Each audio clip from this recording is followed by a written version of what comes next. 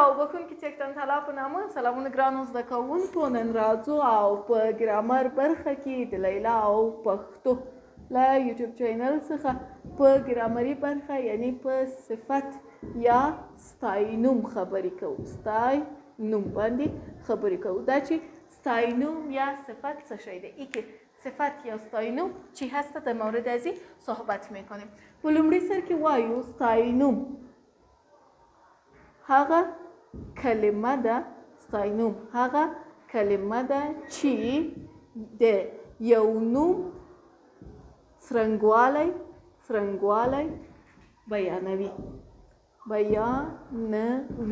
یعنی چی؟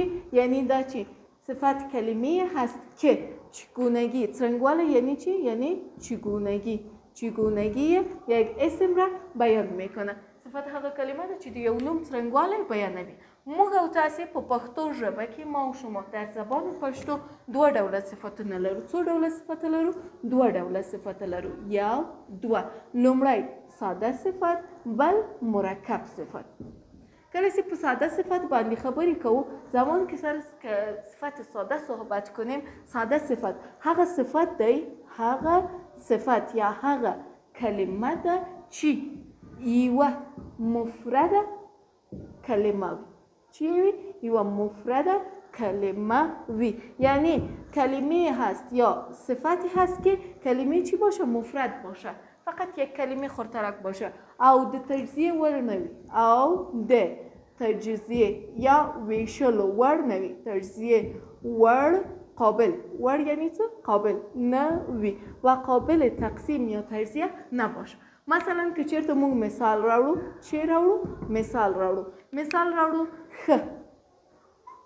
خ یعنی چی؟ یعنی خوب. خوب را اگر تجزیه کنیم فقط شین و هگک میه، دیگه چیزی نمیه. مثلا بد یا مثلا راجو کلی، زیبا. پس اینا را اگر تجزیه بکنیم، همون تو هزارها مثال دیگه تجزیه کیگی نه، تجزیه نمیشه و فقط یک کلمه چی است؟ مفرد است. مرکب صفت چی دی؟ صفت مرکب چی است؟ هغه صفت دی، آن صفت هست چی که له دو کلمو څخه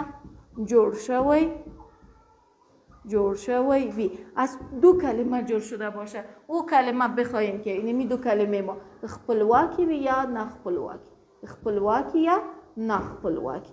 کلمه های مستقل باشن یا نامستقل. مستقل و نامستقل میفهمین؟ کلمه های نامستقل کلمه هغه دی مثلا لکه الله و نه، یعنی معنا نته. و کلمه های مستقل چی است که در ذهنتان تصویر ایجاد کنه. په ذهن کې چی جوړ کی؟ تصویر جوړ کی. هغه ته خپلواکی کلمه وای. اوس مثلا مرکب صفت ته چی راوړو؟ مثال میریم به صفت مرکب یا ستاینوم ته. مثلا وایم ناروغ. ببینین این قابل تجزیه است. اگر یه تجزیه کنیم به دو بخش تقسیم میشه، یو نا بل روغ. نا کلمه نامستقل شد، معنا نداره. روغ صحت شد یعنی مریض، درست شد. یا مثلا بل مثال راوړو، دیگه مثال مثلا برش میاریم. وایو چی؟ زړور هم دو کلمه میشه. څه شی ورچی جوړی؟ یو زړه، یکی قلب، دیگهش ور که ور معنا نداره ولی در بعض اوقاتی به معنای دروازه میه. ولی اینجا فقط کلمه را چی کرده؟ کلمه را جور کرده، زړور. اوس دې ته راځو او وایو چې صفت چیرته کارول کیږي، صفت د کجا استفاده میشه. مثلا موږ په دری ژبه کې څه شی لرو؟ در دری چی را داریم؟ مثلا میگیم دختر خوب. کله چې دختر خوب وایو، زمان که دختر خوب میگیم، وقتی په پښتو تبدیل کنیم، دختر درته چی ده؟ موصوف ده. دختر چیست؟ موصوف. خوب چی شی ده؟ صفت ده. خوب په پښتو کې برعکس راځي. د پښتو چی میشه؟ برعکس میه. مثلا وایو خ انجلی. خ چی؟ خ انجلی. دلته خ صفت کیږي او انجلی چی کیږي؟ موصوف کیږي. نو لدین نتیجه خو پس از این نتیجه میگیریم که در پښتو اول چی میه؟ اول صفت بعد از موصوف. اول صفت راځي بیا چی راځي؟ موصوف راځي. دلته په پښتو کې داسې او په دری کې بیا داسې راځي. دا دری باز ای قسمی اول موصوف بعد از صفت. بله برخه که در بخش دیگه د ستاینوم درجه لولو. چی رو میخوانیم؟ د ستاینوم درجه ستاینوم. د ستاینوم درجه. صحیح؟ مثلا که چیرته د ستاینوم په درجه باندې خبرې وکړو، موږ درې ډوله څه لرو؟ درجې لرو. یو عادي، بل متوسط یا منځنۍ درجه او بل عالی درجه. مثلا در فارسی بسیار آسان میگیم خوب، خوبتر، خوبترین. در پشتو چی میشه؟ عالیات میگیریم. در پشتو خوب عادیش خ، خوبترش دیر خ، خوبترینش خورا خ. ببینید پس اینجا خوب هیچ مشکل نداره. وقتی که میخوایم خوبتر بسازیم به جای تر دیر را اضافه میکنیم و وقتی که میخوایم ترین بسازیم خورا اضافه میکنیم. بعضها بسیار زیاد خوب هم میگن که هم ایرم را یک جای میکنن و هم ایره. بسیار زیاد خوب یا بسیار زیاد عالی، باز در اون قسمت در پشتو دیر و خورا را یک جای میکنیم. سوای خورا دیر خ، خورا دیر خ، یعنی بسیار زیاد خوب، یعنی از خوبترین کدام درجه عالی. پس این شد درجه صفت. سیموک درې ډوله درجه لرو، سه درجه داریم: عادی، منځنی او عالی. عادی یعنی همون صفت خود ما بد، منځنی بدتر او عالی بدترین. بد ډیر بد، خورا بد. ښکلی ډیر ښکلی، خورا ښکلی. مثلا تکړه دیر تکړه، خورا تکړه که اونمو تو تغییر میکنیم. پس فقط این میاردش اضافه میکنیم. درس را ټولو، درس جنبندی میکنیم. صفت یا ستاینوم هغه کلمه ده چې د نوم څرنګوالی بیانوي، چگونگی اسم را بیان میکنه. لکه مثلا وایو چې تور مارکر سیاه. دلته تور چه کیگی؟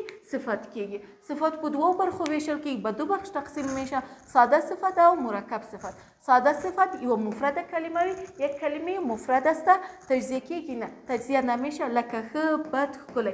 که چرته تجزیه سی، اگه تجزیه شود فقط حروف به دست میاد، دیگه هیچ چیزی به دست نمیاد. مرکب صفت له دوو کلمو څخه جوړ شوی، از دو کلمه جوړ شده باشه، هغه که خپلواکی وي یا نه خپلواک، یا مستقل یا غیر مستقل. مستقلش مثلا در ذهن تصویر خلق کنه کتاب، او نامستقل معنای خوبه یا معنای نداره، معنای کامل نداره. یوازې کلمه سره یو ځای کیږي، با کلمه یک جای میشه او چی کار کوي؟ مخته بل کلمه جوړي. مثلا ناروغ، نا خپلواک کلمه، روغ مستقله کلمه. راځو دې ته وایي چې صفت چیرته راځي. صفت د کجا میه؟ اول میه یا بعد میه؟ اول اسم میه یا صفت میه؟ اول صفت راځي په پښتو کې، بیا موصوف راځي. موصوف هماغه نوم، موصوف یعنی اونمو اسمی که میخوایم توصیفش بکنیم. او د ستاینوم درجه یا درجه ستاینوم را داریم. درجه ستاینوم یا درجه صفت درې دانې دي، سه دانه است: عادی، صفت عادی ما، منځنی، متوسط، عالی یعنی که عالی تر، یعنی په لوړه سطح باندې. مثلا خ، ډیر ښه، خورا ښه. در حالت عادی اونمو صفت خودش، مثلا ښکلی داریم، اینمی صفت عادی است. منځنی یک ډیر را، کلمه بسیار را کتش اضافه میکنیم، ډیر ښکلی. و عالی همراهش خورا را اضافه میکنیم، خورا ډیر ښکلی، یا مثلا خورا ښکلی. بعضها او را بیخی از حالت عادیش هم میکشن که خورا ډیر ښه، یعنی بسیار زیاد خوب. او را دو صفت پشت سر هم میتن که باز میتونیم که از او رقم هم استفاده کنیم. اول عالی رو میگیریم، بعد متوسط میگیریم، بعد صفتش رو میگیریم. دا د ستاینوم په هکله درس که چېرته بیا پوښتنه لرئ کولی شئ د دې ویډیو په کومنټ کې بیا راته ووایاستئ. تر بیا ښه وخت.